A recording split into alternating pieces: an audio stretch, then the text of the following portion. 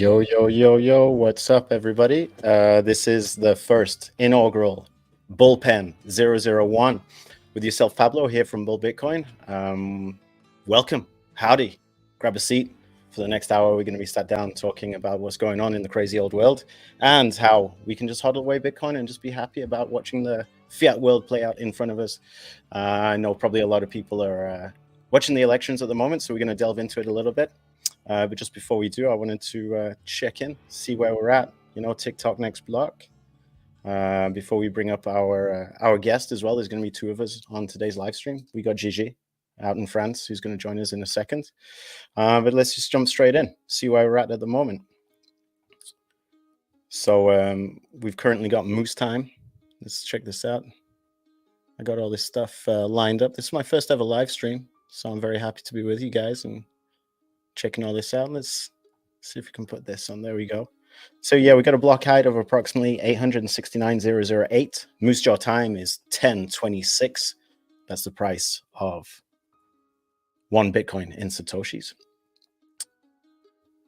And let's see where we're at on the time chain.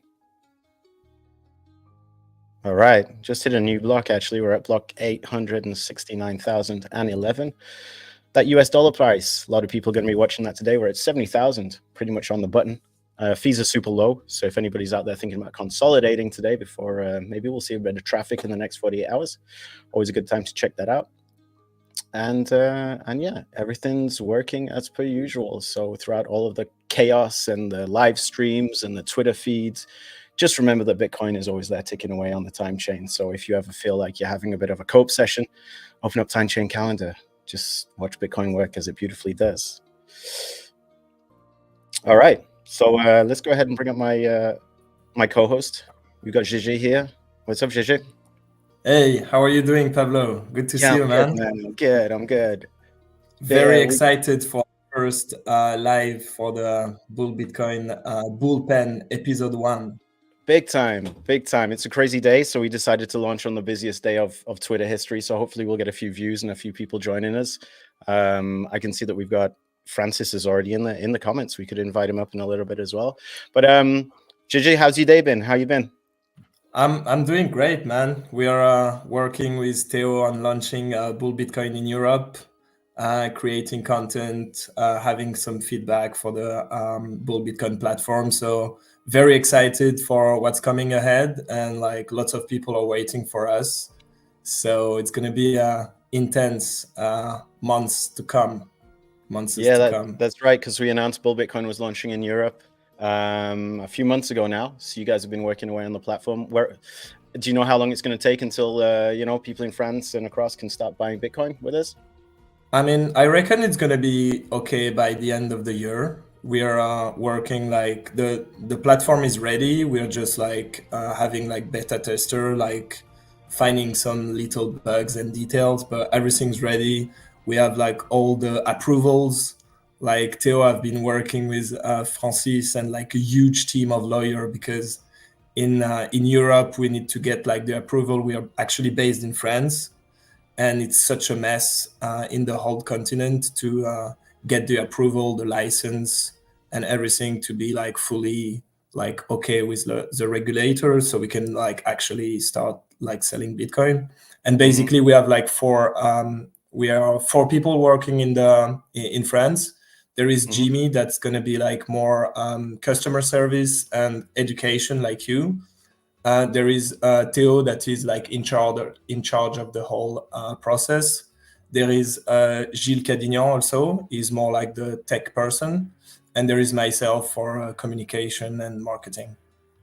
So yeah, it's been so good you guys have joined us. We've like for those who don't know, here at Bull Bitcoin, we've like grown a lot over the past 12 months. So bringing on all you guys from France has been absolutely awesome. Like looking forward to working a lot with you guys. I was speaking with Jimmy the other day about different ways that we can hand out some education. Jimmy's very involved in the scene around Lyon with Bitcoin Lyon, and he was running a physical Bitcoin space as well. So we're looking at ways that can kind of bridge that gap. You got Gilles working away super hard at delivering the platform as well, and Theo, who's brought out some amazing content recently. I was actually probably we can jump into that now. Actually, I was gonna talk about since it's election day, we kind of beat people to the punch. We got I think your mic is getting like a bit off for it's a bit off. Can you hear me a bit better now? Yeah, it's much better here. Yeah, cool. Yeah, now like the team of Bull Bitcoin is like super spreaded all around the world. I mean, the tech people, when sometimes they have like meeting, there is like one guy in Africa, one guy in India, one guy in Australia, one guy in California, one guy in like Costa Rica, one in France. So it's been like pretty messed up for them to like have like the correct schedule, right? Yeah. We're becoming global, and having to adapt to that and find different times. So I think it just makes us a lot stronger as well. We have like different perspectives. Obviously, Bull Bitcoin being founded out of Montreal, Quebec based, and then across Canada. I've seen it evolve in terms of its like perspective and its kind of global identity, but bringing in France and all the contributors across the world as well.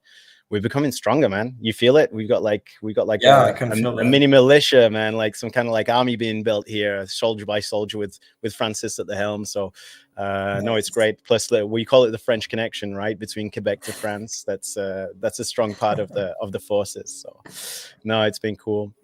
I just wanted to maybe delve in as well. Let me have a look here. We had an article that came out talking about what's going on at the moment between the political candidates and all the elections that are going on in the United States. It was written by our colleague, right, Theo? I'll show it up on the screen here. We have it here. So the title was U.S. Elections, Bitcoin in the Spotlight. Did you read this, Gigi? Have you read the article yet? Yeah. It's pretty interesting. I mean, I think the sentiment is like, if Kamala is gonna pass, like the price of Bitcoin will probably like take a hit, and it's gonna be like pretty messed up for like a few months. But like at the end of the day, like the more they are going crazy with like regulation and like censorship and all these things, at the end of the day, they are actually promoting Bitcoin like without like even realizing it. So at the end of the day, I think if Kamala pass, it's making like the case for Bitcoin even stronger. And yeah, but like in the short term, I guess if Trump pass, it's going to be like more interesting in terms of like price action. People say Kamala bearish or Donald Pump. Donald, I haven't heard that one yet. Donald Pump. Yeah, I mean, just the fact that like the T-shirt you're wearing, like if voting for Trump get like Ross out of jail, I mean that's good enough for me. I'm not really involved into politics. I don't personally vote. Mm-hmm. So like, yeah, I think for just for this thing, I kind of like think like the Trump case is better. Yeah, definitely. Yeah, I think from talking to like other Bitcoiners as well, like even Bitcoiners from the States, a lot of people see that politics isn't the answer, Bitcoin is the answer, and you don't want to put all your trust in politicians. You don't want to hope that they're going to revolutionize everything. The revolution has already begun. It's Bitcoin. It's already doing its thing, and the game theory is playing out. That's what I find interesting. So whether it plays out via a Harris administration or a Trump administration, Bitcoin will win. But from speaking to people in the States, Bitcoiners tend to be like a single issue voter. So at the moment, it seems like if we're going to vote on a single issue, which is Bitcoin, people are leaning towards Trump as being a more pro Bitcoin, even if he's not 100% sure what he's doing. He's definitely had some interesting speeches. I was in Nashville listening to him talk about Bitcoin as well with RFK and Vivek.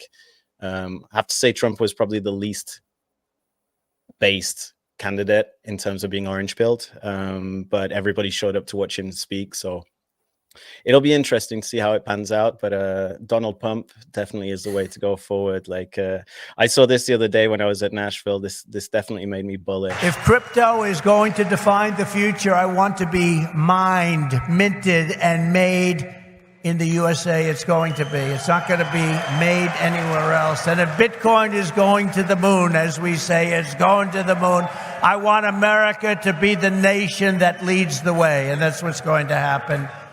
No, you're going to be very happy with me. You're going to be so happy. So yeah, he's a very funny character, and I think the Bitcoiners kind of appreciate the way he talks to us and the way he he's a salesperson, right? So he knows time. how to like appease to the crowd and like sell whatever he got to sell. I think he's an old man. I don't think he fully understands Bitcoin, but he's like surrounded by people that does. Like Vivek pretty much does really understand Bitcoin very well. But like, so his team told him like, yeah, let's try to get friendly with the Bitcoin crowd, gave him some like ideas, and he made the rest. The thing is like, the next day was like with Christians, so every day is going to a certain crowd and like trying to appease them. Let's see if he's gonna actually like do some Bitcoin friendly like regulation. I mean, it's gonna be definitely like better than Kamala, but let's see how it goes. I mean, it's funny because his team seems to be like very smart in the way they handle stuff, but like the way they launched like their shitcoin was totally like super bad.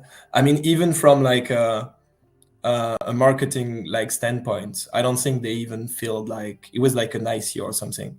They didn't even fill like 10% of like what they were about to sell, right? Yeah, we're talking about the I think it was where it failed, right? We got the article here. Maybe can we click through that?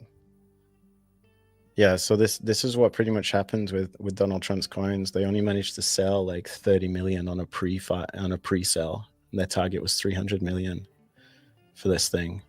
I don't think there is even like they even like find like a use case. So they basically like launched like a meme coin, but they branded it like a utility coin. Like if they would just have come up with like Trump meme coin, it would have reached like 1 billion market cap, like easy.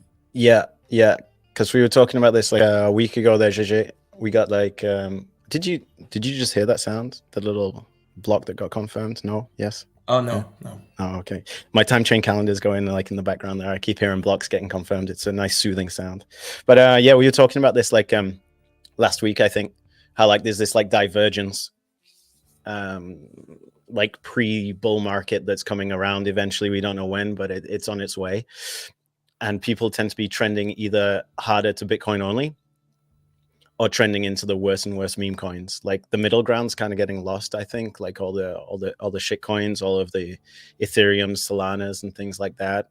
People are either being degens, trading meme coins, dumping them, hopefully in the right time, probably getting wrecked and moving on to the next one, or people are slowly working out that Bitcoin is the way that you can hold the value.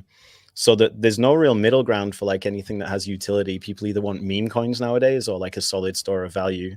And World Liberty Financial, whatever it's called, was neither. Yeah. You know, I think the marketing was kind of off. You know, they had the eagle and the right words, liberty and financial in there, but they should have just made it some like really based, ridiculous, stupid meme coin. It would have done way better. Yeah, you know, I think like the emergence of like meme coin is like actually like a push toward like rationality in the crypto space. I don't think that there is enough space like these days for everybody like in the crypto industry now understand that like the utility tokens and all the vaporwave like blockchain is going to disrupt like real estate or like whatever use case they found. Pretty much everyone know it's like bullshit. So people are just accepting like we're here like one versus one, we're gambling and it's just a giant casino. And I feel it's slightly more honest because they are not selling like a dream of a revolution and they are like, okay, it's a gamble and you're probably gonna get wrecked. So it's funny to see how the crypto market is like evolving, but like Bitcoin only is getting like clearer and clearer for most of the people as time goes by. So it's pretty good to see. Yeah, I think like the meme coin kind of trend is kind of like it's like a childish protest against the financial system. It's like it's kind of like a brat behavior. You know what I mean? Like I was listening to like all this music this summer that came out with like all this ridiculous like party-based brat music and everything. It's kind of very bratish, like spoiled kids just being like, fuck the financial system, I'm gonna buy a meme coin as a protest. But it doesn't get them anywhere further down the road. It's just like a middle finger kind of attitude. They're like, you know, fuck finance, we're gonna degen into meme coins. But 6 months down the line, they haven't really helped themselves out. They're just hoping to pump bags and then move on to the next shitcoin and hoping that somebody picks up the bill. Bitcoin just keeps ticking away. It's, you know, it's that low time preference. It's the slowest but the oldest. So still interesting enough, I don't think there is like much like retail of like newcomers like coming in Bitcoin like these days. I'm talking like average Joe, like your friends, your family. I mean, if we look at previous like market cycle, usually we hit like all-time high like 1 year and 6 months after the halving, so we still have like a lot of time to grow. But it's going to be interesting to see like when you get like the text message from your family members or high school friends, and none of it is happening right now, which makes sense. Like, I don't think at like at 20K last cycle we had like much frenzy. It started like a bit after, but let's see how it goes. Yeah, it's weird. We're so close to all-time high right now, but do you think there's a lot of price suppression going on from like ETFs and things? Do you think it's deliberate? Do you think it's coincidental? Do you think we're just going to like skyrocket through an all-time high up to 100K and finally I can take my goddamn laser eyes off? Or how do you see it? Is it going to be a slow, steady creep up, or are we in for a frenzy, do you think? It's gonna be interesting. I have no clue. I've stopped like trying to predict prices in Bitcoin. I just like wait and chill. If it goes down, I'm like, okay, I'm accumulating more. If it goes up, I'm like, I'm excited. But I don't think there is like price manipulation to me. I don't really think price manipulation is like a big thing that's driving prices, you know. Prices are like driven by supply and demand, and if there is more people that want to self-custody their Bitcoin, the price will pump. I mean, I don't think neither that ETFs are doing like reserve banking on their assets yet, but I think in a long enough time frame they will, for like 100%. I don't know if it's going to take 6 months, a year, 2 years, 10 years, 100 years, but they will eventually like do not collateralize like their assets like one-to-one. The same way it happened to gold, right? At first, fiat was like a gold coupon, right? It was backed, supposedly backed like one-on-one with gold, and like the more time goes down, the more it's like it's backed by the asset, right? I always just think though, like, I think the only reason why I keep an eye on price is because the price is what gets the eyeballs. The price is what makes the mainstream media kind of listen, or kind of like that's when you start getting friends and family being like, hey, okay, I need to buy Bitcoin right now. So like the price is always like an entry point for a lot of pre-coiners. If they see the price skyrocket, that's when, like the classic meme, you know, you see people queuing up for Bitcoin at what'll be like 75,000 US. And then there's the queue, what, 30,000 that we had, at 65 that we've had for a while, where nobody's queuing up for that. And I think it's kind of like a catch-22, you know, if people are not interested, nobody's buying it. But if nobody's buying it, the price isn't pumping. And if the price isn't pumping, it won't be on the news. And it always depends as well about what else is going on in the news cycle. We kind of forget as Bitcoiners, I'm trying to work this out as like through educational points, that, you know, for us Bitcoiners, we hang out on Twitter, we hang out on Spaces, we kind of listen to what's going on. But the average person is still tuned into the mainstream media. Until the mainstream media starts talking about it, they're not going to call up that cousin or that stepbrother or whoever has Bitcoin and ask them about it.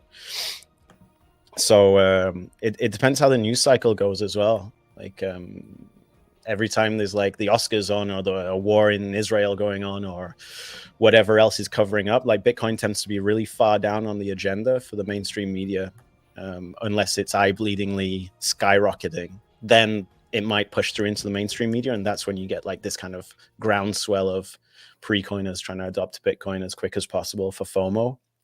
But it all tends to happen really quickly within the space of a few days. So definitely. We'll see. A lot of people are thinking it could be between now and the end of the year. I don't know. But I do know that the price does definitely drive adoption, because that's what brings people in at the start. You know, the tech bros are in, the privacy guys are in, the DJ, the kind of crypto anarchists are in, according to Saylor. But like the mom and pops and like your auntie and your neighbor, Unfortunately for them, they're only going to get in when they hear the prices ripped for the past 2 weeks, and then they're going to Bro, it's always the same story, right? Like, I've been to different stages in my Bitcoin journey. At first, I wanted to orange pill everyone, trying to say, hey, you need to get as much Bitcoin as you can. And like all the people I tried to orange pill in between 2017 and 2020, they all like bought at the top of the cycle in 2020. Actually, like 3 of my friends, they bought like at the ultimate peak. And like the thing is, market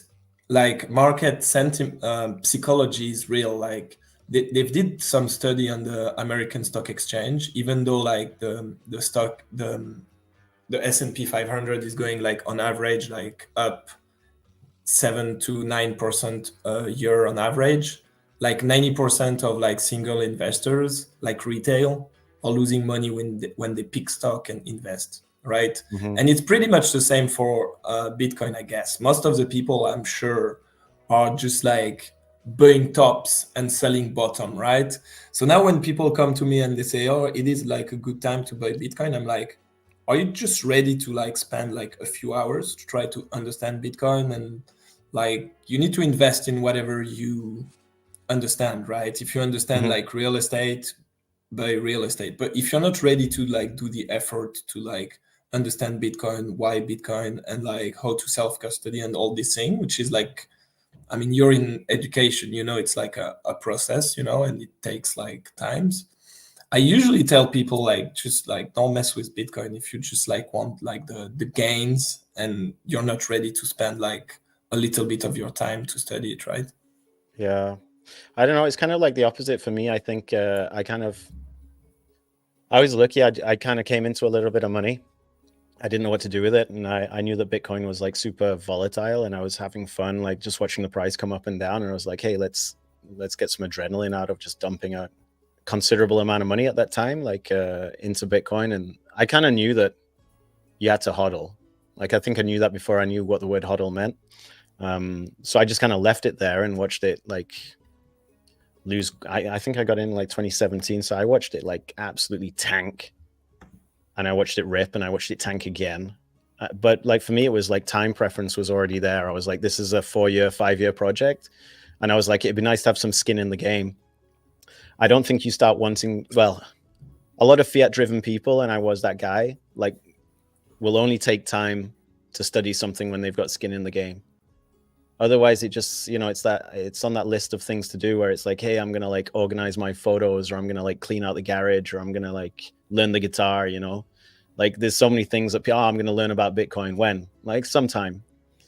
But I honestly think if you kind of dump a considerable amount of money in Bitcoin, you're like, oh shit, I got to learn this real quick now.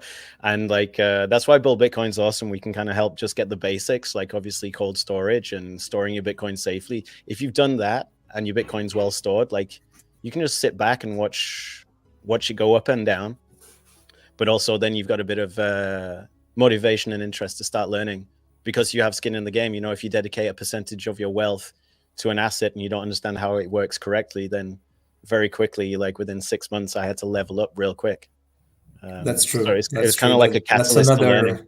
Yeah, that's another side of the story, which is like definitely true. But like, I don't know. Yeah, education is important. But by the way, are you going to El Salvador? It's next week. Yeah, man. The tweets went out last week. I'm speaking at 2 conferences. I'm stoked. I've never been to El Salvador, so this will be my first time. I've been like 4 years in Bitcoin now, working in Bitcoin, so I finally get to go out there. I'll be speaking at the Adopting Bitcoin conference, which is on the 15th and 16th in San Salvador. What are you going to talk about? I'll be talking about evangelization 2.0, which is like this concept that I've kind of created because I kind of always saw myself. I used to be a teacher, so I still want to teach, and I'm working in Bitcoin. So obviously, I want to teach Bitcoin. It's the most interesting thing going on in the world right now, in my opinion. So I was looking at different ways that we can kind of leverage education skills and teachers to be able to deliver concretely, like to overcome some of the obstacles, like we were just talking about. People are like, oh, I'll get around to learning it later, or people YOLO in and then they have to learn. But there has to be like an in-between. So I'm looking at kind of something in between those two extremes of like, oh, I'll look at it later, or like I need to learn yesterday. And it's basically evangelization 2.0 is trying to undo a lot of the obstacles that we've put in place without knowing about it. Like there's so many deep dives, there's so many podcasts, there's so many well-written articles and books of hundreds of pages about macroeconomy and Austrian economics and blockchain technology and encryption. And to be honest, like the people who can read that type of stuff and the people who can understand it are already in Bitcoin, and it's a small percentage. So I'm looking at ways that we can kind of bridge the chasm of learning and the adoption curve by basically going back to what I used to teach, which was English as a second language in primary and secondary schools here in Quebec. Teachers have like a huge amount of tools and resources to help people learn.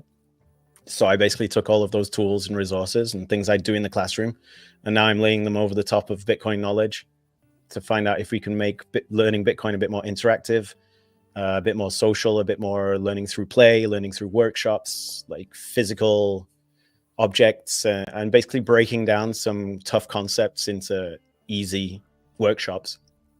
So I'm going to be presenting that at Adopting Bitcoin, and explaining it to all the educators out there. Hopefully we'll have some good conversations. I'll get some good feedback, but also try and find some partners, because I think we're at a stage now where education is one of the main things we can be doing for Bitcoin, helping people understand some tricky concepts. And we got to pilot this out. We tried it at Learning Bitcoin. Do you see that go across Twitter for a while? It was at the end of September. Bull Bitcoin was at an event in Victoria, right? So you designed like some workshop, right? So every person from like young age to like very old age can really grasp the idea of Bitcoin through games, kind of, right? Yeah, that's exactly it. It's trying to remove all of the obstacles to learning. So like there was one point where I was teaching one of the workshops out in Victoria at Learning Bitcoin, and there was a family that came and sat down at the table, and we were talking about hashing, which is quite a complicated concept, but one of the kind of key parts of how Bitcoin functions and how it's secured and how it verifies transactions is through hashing. So this family sat down and they were like, I'm hearing about hashing. Everybody's talking at the different workshops about hashing, how it's important. We want to learn about it. So we sat down, and this workshop was basically using like analogies, using like books and texts and long information to verify, and showing how easily you can verify information through hashing it. So we ran through the workshop, and people asked questions, and people got to like check it out and experiment with a hashing algorithm of SHA-256. And by the end, I was like, okay, do you think you have a better idea of hashing? Everyone was like, yeah. I was like, for real? They were like, okay, just explain it to me back in your own words. That's like a teacher thing. I like, explain it to me back in your own words. And the best thing was from like the parents to the children to the grandparents. Everybody seemed to get it, and they were all sat around working it out as a family. So I was like, okay, this is cool, because I want to make sure it's as accessible to everyone as possible. And it's not like how many people tell you like, oh, Bitcoin, like, yeah, I should learn it, but it's too complicated. Mm-hmm. No, but it's interesting how the brain works, because like the same for a language, like, you know, if like a teacher is at school and he's just throwing like the information at you, you're just not gonna get it. And for some people it goes like through games, for some people it goes through like theater, and everyone has like a different like Bitcoin journey. You know, some of them came to Bitcoin through like technology because they were interested about that. Some of them went from like political opinions, like myself, because I understand that the money was broken. Some other people came from gambling, and I think everyone has like a different journey, and there is no like one path through the orange pill. And I'm sure like this type of workshop will open the door like to a new type of like Bitcoiner, because let's be honest, like most Bitcoiners are just male of like in between 28 and like 45, right? That's like the bulk of the Bitcoin community, but I'm sure we can expand that, right? Yeah, and it kind of fits with like my core beliefs. Like I still consider myself like we used to use this term in like 2017, 18, 19, like evangelist and evangelization, and that kind of died away because like a lot of people found that what they were doing to help teach Bitcoin to their friends, to their colleagues, to their neighbors wasn't working. And I think it wasn't to do with the fact, and that kind of crowd of people thought, well, maybe it isn't for everybody. I know some Bitcoiners out there who are like, listen, it's just going to be for the people who put in the time. It's just going to be for the people who are going to be the remnant. And kind of when society burns, we'll be in our citadel and we'll be laughing with our Bitcoin stack. And it's for a minority. But I disagree with that. I still think Bitcoin can be accessed by everyone and can be understood by everyone. To get to the point where we do have hyper Bitcoinization, we need huge adoption that we're not seeing at the moment. If we're perfectly honest, we're seeing very slow creeping adoption. But I want to see like, I'd rather look at adoption as like a key metric than price, right? That's the thing I look at. It's like how many people are picking it up. Bitcoin is meant for everyone. I agree with you. Like everyone can understand it, use it, and like understand their property. But I think there is like a lot of people also. There is not something you can't avoid if you're in Bitcoin and you self-custody, is like having the ownership and the responsibility of your stack and of your wealth, and somehow, And I feel most people like in the fiat environment, like they try to escape from responsibility, whether like they don't nourish themselves properly, they don't, they give their sovereignty of their soul to the TV and stuff like that. And I feel like some people will go to Bitcoin through pain and hardship because they will have no choice, right? But like, I think myself, like talking to people, like I know that having like your net worth like in a seed plate in a garage, like for like the average Joe, it's pretty scary, right? Because you've been conditioned like all your life to just like have less and less responsibility over your life, right? Because the government is taking care of your health, the TV is taking care of your news, everything, like the food system. So it's a huge step that I feel most people, lots of people are not ready yet. Yeah, big time. Like Bitcoin goes against the trend. The trend is, like you were saying, like government with health and the media with the news. But also if you look at things like all of these companies where everything's for rent, instead of like saving to buy a nice car, you'll hire it on Turo. Instead of like cooking food for your family, you'll order it via Uber Eats. Like everything's just becoming less and less owned and more like a service. Like the internet has spawned basically like a service economy like we could have never imagined, where everything is a platform or an app and you use it for the time you need, and then when you don't, you just let it go and you have no responsibility. You depend on somebody else to take care of maintenance, you depend on somebody else to understand how things work, and you just become basically the bottom rung of a consumer, which is just a username and a password and an order and a shipping, and that's it. And that's where your responsibility ends. And Bitcoin's going against that trend, where it requires you to take self-ownership. It requires you to become sovereign. It requires you to care and understand. I'd like to think we can smooth out that kind of learning curve, but the pain point is like the target people, right?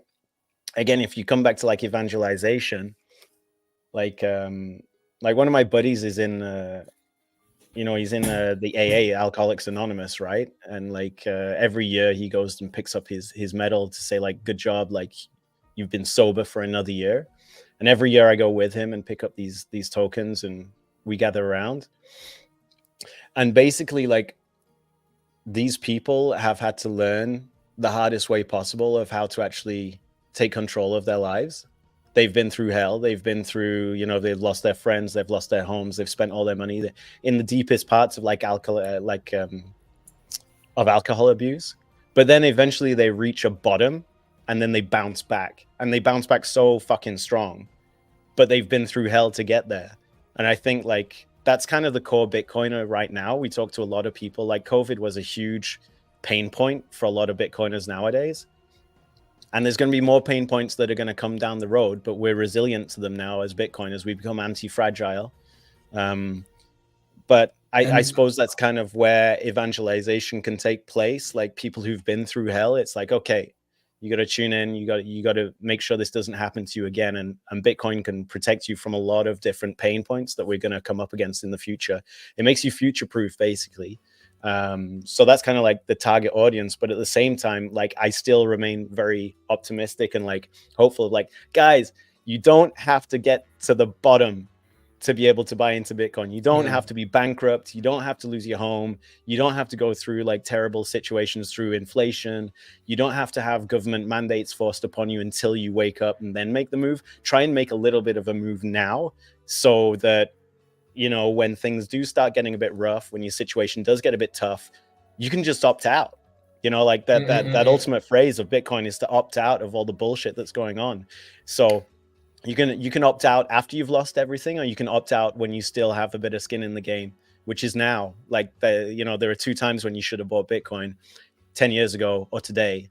So I think like the message is spreading, because I was involved like with the Yellow Vest protest like in 2018, and I remember I was trying to orange pill these guys back then and telling them that Bitcoin was like a tool for like freedom, right? Yeah. And they only saw Bitcoin as like a speculative investment.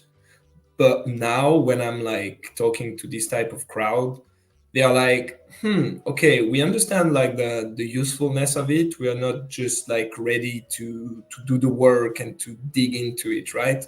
So I think it's like the message is spreading, and we had like the truckers in Canada. In France, we had like events like that, the same types of events. Like we had like a huge splash. I remember at the height of the Yellow Vest protest, we had like one of the guy who was like boxing with a policeman, and he got like in jail. And to get him out of jail, they were like raising money through bank and through classic legacy finance tools. And like the money got like stolen, like got freezed. And me, I was like, back then, I was like, okay, it's gonna be the pendulum shift. Like they're gonna realize we have Bitcoin and shit. But like they weren't ready back then. But I'm sure if it would happen today, they would consider like the Bitcoin option, and that's like definitely happening. So it takes time, that's for sure. But we're gonna get there. And I think, like, to bring it back to the elections, that's like a solid point of like the pendulum shift. Like, we're looking at the game theory playing out. So either you, like, whether it be in France or Canada or today in the United States, if you get governments that pivot towards Bitcoin, there'll be adoption because the governments encourage it. But if you get governments that are anti-Bitcoin or Bitcoin ignorant, or, you know, just handing out FUD, they'll keep on doing what governments do, which is to print more money, to patch over social programs that aren't working. There'll be more social pain. There'll be more gilets jaunes. There'll be more COVID protests. There'll be more riots. There'll be more, you know, crime in the streets, because we're always looking for the government to sort everything out, right? So if you hand off your power to the government, then there's going to be more pain points, which will lead to more Bitcoin adoption in the long term. But you could also just vote an elected official who's pro Bitcoin right now and kind of skip that pain. But either way, in a long enough time frame, Bitcoin will win out in both of those situations. So I think that's why it's so awesome to be like watching the elections come in on the TV right now as a Bitcoiner, because yes, it's one of the most interesting things going on this year in 2024. And yes, I've ditched Netflix to start watching the elections because it's been so hilarious, all the campaigning. But at the same time, it doesn't really affect me anyway, because my Bitcoin is my Bitcoin, and you know, TikTok next block. Do you know what's funny about the rabbit hole? The thing that I found the most amazing about the Bitcoin journey is like when people start to like reconsider their wealth and the sovereignty over their wealth, then they start like expanding consciousness on other area about like food, about like guns. Like, okay, if I own my money, like why would I delegate my security to the government? And then there is like lots of like steps, and like people start to change their worldview like step by step. I was in Lugano 2 weeks ago for the conference, the Plan B conference. Dope. With Theo, and I got the chance to have an interview with Philip, the Prince Philip of Serbia, the heir of the realm of like You Serbia. hanging out And with royalty, man. You're hanging out with royalty now. yeah, This is your yeah. Bitcoin of life, man.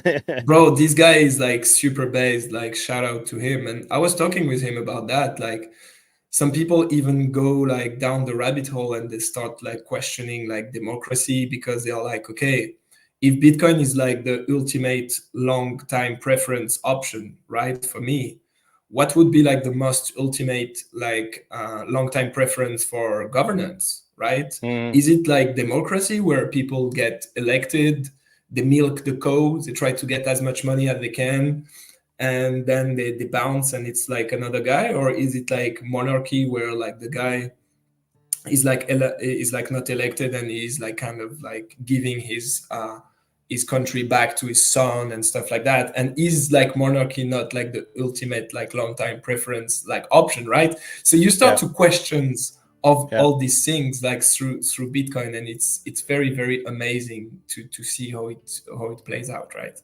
yeah. I like being from the UK. Obviously, like living in North America, people are always like, yeah, but you guys have the queen, right? You have the queen. That's so wild. That's so crazy. And I was like, all the time, like, there's a lot of FUD around monarchy. First of all, people think it costs an absolute fortune to uphold a monarchy. They're like, yeah, but you pay taxes so she can drink tea and have dogs and go hunting and, live in this palace. But in fact, there was like more revenue that came into the United Kingdom through tourism than we spent on the monarchy, right? So people would come and visit Buckingham Palace. People would visit for weddings and all these ceremonies and stuff. So it was actually like a net profit, a monarchy in the UK. But aside from that, like the aspects of diplomacy, it was a huge win. Like every time there'd be some shit going down in the Middle East, like instead of sending the local clown politician like Boris Johnson or Tony Blair or whatever, if shit was really going down, they'd send the Queen to go and talk with the Saudis. Because the Saudis would respect the Queen, because they know that she'd be there in the next 5 years, in the next 10 years, in the next 20 years. And if it wasn't, it would be the next guy who was her son, right? So like that kind of like way that the monarchy can check in and be like, yo, we've got a crazy politician running the country right now, but we good?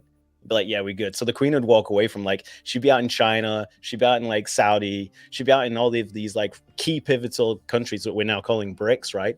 And they'd be able to soothe all that because, elections come and go. Politics is such a short time preference. It's 4 years. So you get in, it takes a year to grab control. You have maybe a year and a half to do maybe what you want if you have a majority. And then the next year and a half is spent trying to campaigning to stay in. So it's like there's so much wasted time on a 4-year term. But if you do have like people who serve their nation for a longer period, you get smoother like national security. You'll have better international relations. You'll have a smoother economy. All of these things are more long-sighted. And like, the monarchy is in it to build a stronger monarchy for their offspring, right? The next generation. So in the same way, like Bitcoin is about building generational wealth, Yeah. or like monarchy is about, maintaining generational diplomacy. I don't think like I don't think we could like settle this argument and say monarchy is better or democracy is better. But I think we need to consider it. And like growing up like in the Western like hemisphere, like we don't even question like democracy is like something we've been like fed with, like through schools, through cinema.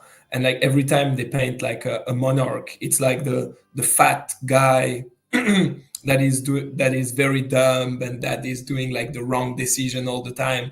So I think we need to question all these things and to realize what's going to fit us the best, right? Yeah. And like coming back to Trump, like we've seen like some crazy like media coverage about him. Like they paint him as like the new Hitler and things like that. It is it the same in the UK, or it's slightly different over there? Yeah. I mean, like, I haven't really like followed the mainstream media in the UK for a good couple of years now. But every time I jump on my socials and I can see like friends and family and people from back home sharing stuff about Trump, it is like this misunderstand. There's like two parts. It's like basically they're repeating what they've been told by a mainstream narrative without much critical thinking. It's like a knee-jerk reaction. They've been very much conditioned to just hate that guy because he's the guy we hate right now. But also there's like a misunderstanding of the American people, right? So like when I moved to North America, it took me about 5 or 6 years to really start to understand that there's a different mentality in North America, which has a different value-based system. And to some degrees, there are those values represented in Trump, and people people in Europe can't even imagine why that guy was voted in, let alone why he's running again and has like a huge chance of getting in again. Like if you can't wake up and say like, it's not, I think the easy thing people say is, well, Americans are just really dumb and fat, right? Like, yeah, that's what they say literally. Yeah. Have you seen the poll I sent you? Like, if the election Kamala Harris would against Trump would happen in France, it would be like 62% for Kamala and 15% for Trump. And in UK, it would be the same. It would be like 61, 16. So like, yeah, same for me in France. Like people don't really understand Trump. They don't really understand the case for liberal policies. Like if you go in France, I mean, it happens to me during COVID, and you say, if you go in France and you say, I'm for like not having like national security for health, like questioning this is like very, very out of the equation. Like people will want to get into a fight with you, or they will be like super triggered.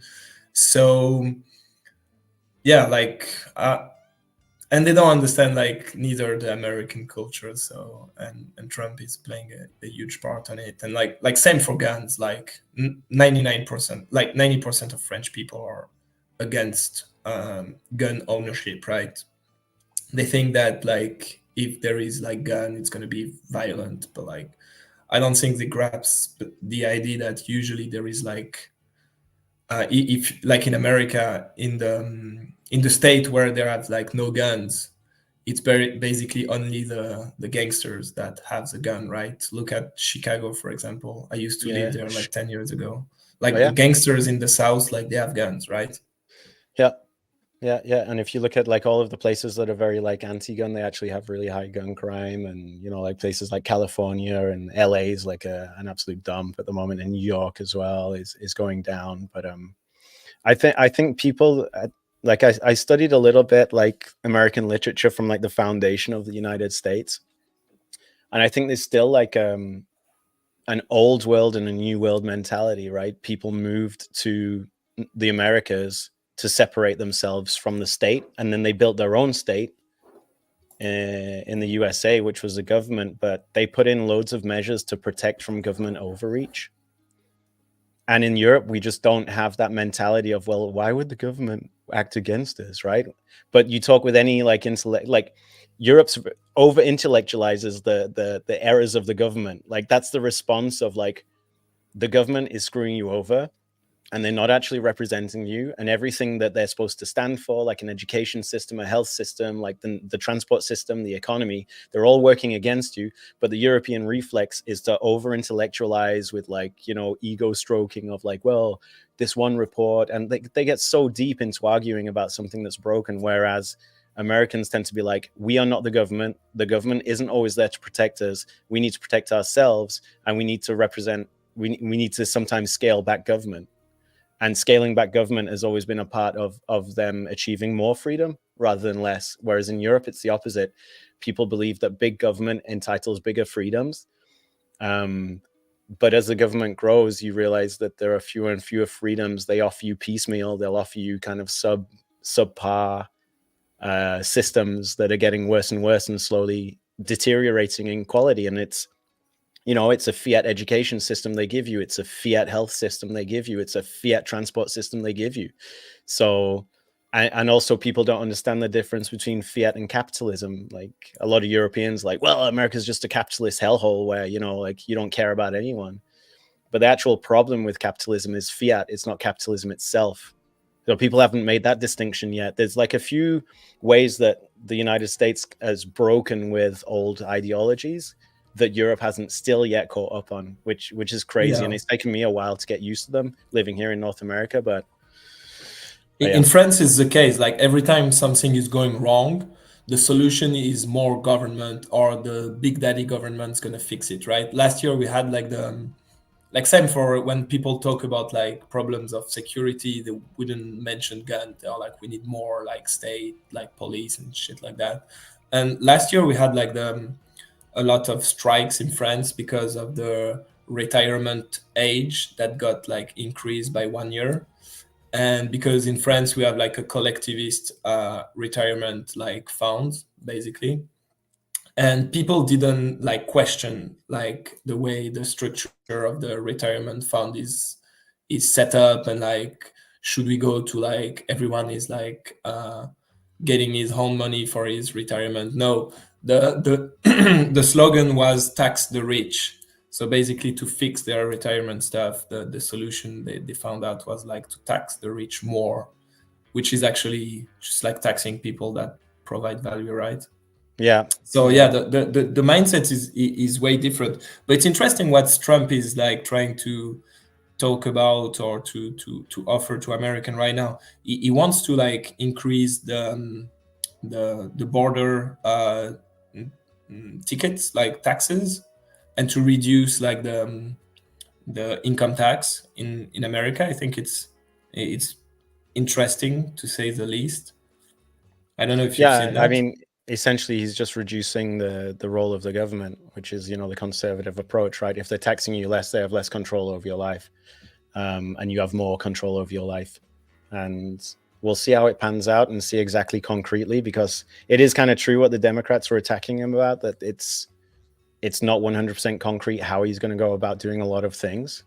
I think it's still a lot of grandstanding. He goes to his rallies and talks about talking points that people get fired up on. But concretely, I'm not sure how he's going to be able to deliver some things. I'm not even sure what he wants to deliver, about tips. And I think you shared with me, actually, there was one thing you said here about... Oh, there is the fake news. Like, it's Yeah. crazy because these days we don't even know what's real or not, right? Yeah. Like Michael Saylor, he shared like can you put it on the screen? Yeah, this thing here.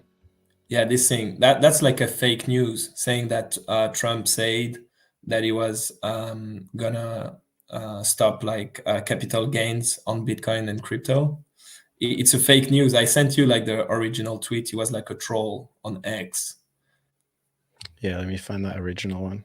It's funny because it's a week on, and like Saylor didn't even like delete the tweet, right? Yeah, here's the original one. That's the It original says, one. Trump is flirting with the idea of making crypto tax-free.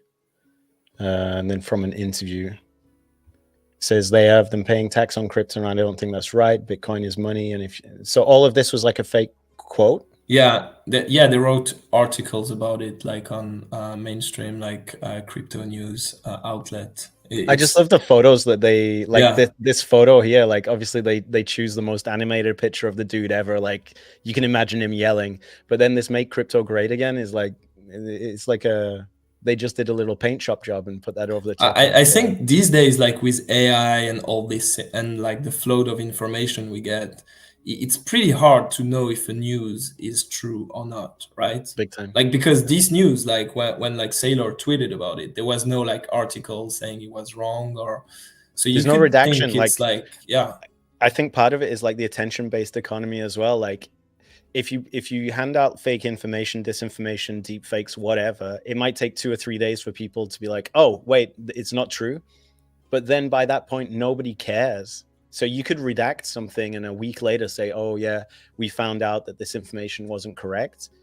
But the way things work with social media, with the way we share information nowadays, nobody cares even if it was incorrect a week later, because we've moved on to another subject, another news cycle, another squirrel event, right? Like this thing with Peanut the squirrel. Like nobody, it will last 3 days and it'll be gone. Like we live in a same world for COVID shot. Like they had like a news release saying like the COVID shot was actually bad and stuff, but like it's too late, right? People have moved on.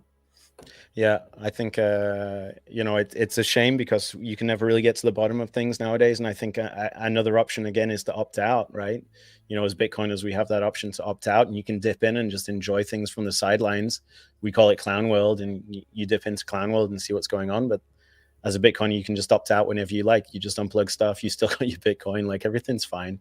There's a lot of panic that goes around in these types of times, but Bitcoin's good for the soul. And I was going to bring up this just as we finish up, actually, this little meme I wanted to do is like a little review on this meme. I wanted to find out what you think about it. Let's fucking yeah, go. yeah, I love meme Let's reviews, fucking go. man. Like shout out to Simply Bitcoin and all those guys out there. Yeah. But I found this one, and this is kind of much where you can Yeah, sit, so you this know, in one. these types of times. Yeah, you Spot saw on. this. So what do you think to Pretty this spot there, on, man. GG? No, man. I mean, that's me. That's me. Literally, like, I'm here up there. I don't give a shit. Taxes, politic, all these things. Like, whatever happened, I'm like resilient. That's what I feel. I'm like Neo, like driving through the matrix. I don't know, man. Like, I'm just feeling blessed. I've discovered Bitcoin, and I can like, because I'm not like emotionally invested into like whatever politician's going to be in office next. And I think it's part of it is because I have like all my wealth in Bitcoin, and I know I'm not like linked to a loan in a bank because I've bought my house. I can bounce. I mean, I was in Argentina like 6 months ago. I can bounce again. Mm-hmm. I know I'm like bulletproof. There you So go. that's like the Bitcoin Zen feeling, I guess. Yeah, that's exactly right. Just being that sovereign individual, you can live it as soon as you take the dip and you go with Bitcoin. Awesome, man. GG, is there anything else? We're coming up to an hour pretty much. Is there anything else you want to tell the people? No, man, like keep following whatever we do on Bull Bitcoin. We have like the new page for Twitter for Bull Bitcoin in French for like French speaking people, either Canadian or France. So go there and follow it. It's Bull Bitcoin FR.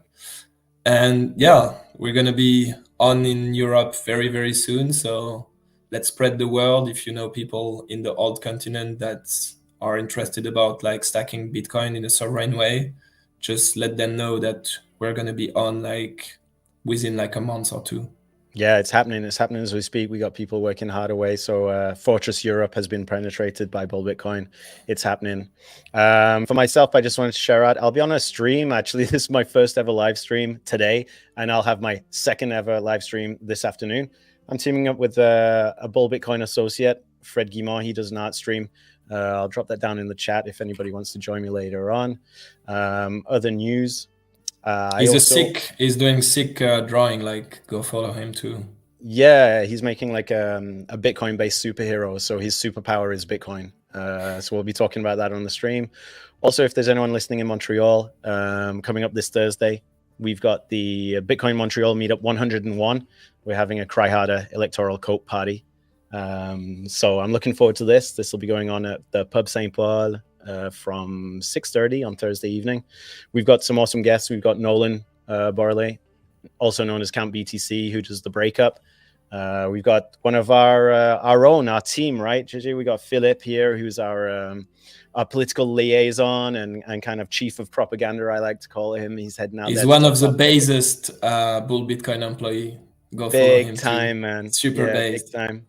And then we got BJ Ditcher, who's known for his honking for freedom book as well, and his fights for freedom money, especially during the context of the Ottawa trucker protests as well. So some 3 insanely based Bitcoiners are going to be talking about the post-electoral fallout or victory or cry fest, whatever it is. But we're going to hang out as Bitcoiners and have a good old time with that.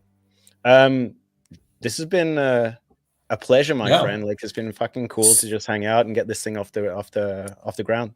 So the live will be called like Bull Bitcoin Pen, right? So that's episode 1. Yeah. This is how I figure it. We're gonna probably be doing some type of live stream every Tuesday, 1 p.m. Eastern. So join us. We'll be streaming across YouTube. We'll be streaming across Twitter. We got Instagram plugged in as well. Nice. So yeah, the idea is that we can just hang out. We'll be bringing some people on. I saw that Francis said a yo earlier on as well. So we'll eventually pull everybody from the Bull Bitcoin team so people can get to know us. We'll talk about what's going on here behind the scenes at Bull Bitcoin. We'll have some reactions and yeah, thank you for everybody who watched this. It'll be going up on the socials, and a big thank you to you, JJ, as well, for joining us, man. It's been awesome. My pleasure, man. All right. So that's pretty much us for the bullpen. Episode 1, it's done. We nailed it. Thanks for everybody again who was watching this, and yeah, just remember, I got a little clip lined up for the end of the stream here. Where are we at? Here we go. Just remember this one thing. All hell is going to break loose, and you're going to need a Bitcoin.